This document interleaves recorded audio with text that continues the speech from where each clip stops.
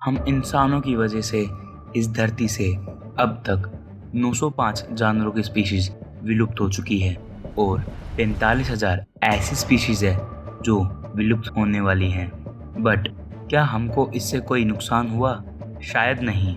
लेकिन आज मैं आपको ऐसी 5 स्पीशीज के बारे में बताऊंगा, अगर वो विलुप्त हो गई तो इंसानों का विलुप्त होना पक्का है। मेरा नाम है आकाश शर्मा और आप देख रहे हैं AK स्टडी जोन।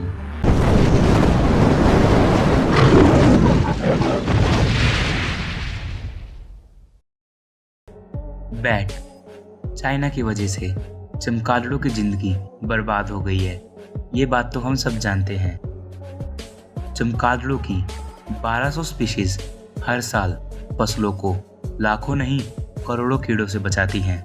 इसका मतलब हमें कम से कम पेस्टिसाइड्स का यूज़ करना पड़ता है, जो कि कैंसर जैसी बीमारी कर सकते हैं।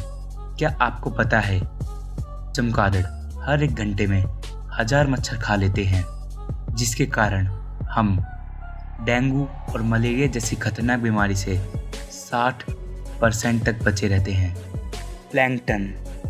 प्लैंकटन ओशियन में रहने वाले सबसे छोटे जीव होते हैं, जो हमें शायद इंसानी आंखों से ना दिखें। ये 2 तरह के होते हैं, ज़ूप्लैंक्टन और फाइटोप्लैंक्टन। इन दोनों का ओशियन में बहुत बड़ा रोल है। ये ओशियन की फूड चेन का सबसे पहला जीव है जिस पर सारे जीव निर्भर है। आपको इनको थैंक्स बोलना चाहिए, क्योंकि इन्हीं की वजह से धरती पर 50% ऑक्सीजन आता है। इनके लिए यार 1 लाइक तो बनता है।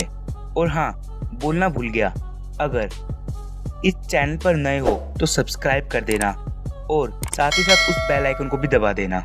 एंड चींटियां देखने में चाहे कितनी छोटी हो, पर नेचर में इनका रोल उतना ही बड़ा है। धरती पर लगभग 10,000 अरब चींटियां हैं। इन्हीं के कारण हमारा एनवायरनमेंट क्लीन रहता है, क्योंकि ये मरे हुए जीवों को डिकम्पोज कर देती है। ये जीवों के साथ साथ सूखे पेड़ और पौधों को भी डिकम्पोज कर देती है। इनका मिट्टी को उपजाऊ बनाने में उतना ही बड़ा हाथ है जितना कि अर्थवर्म का।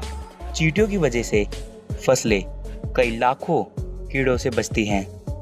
ये हार्मफुल इंसेक्ट को भी खा जाते हैं, जो कि बीमारी फैलाते हैं, जैसे कॉकरोच। फिश।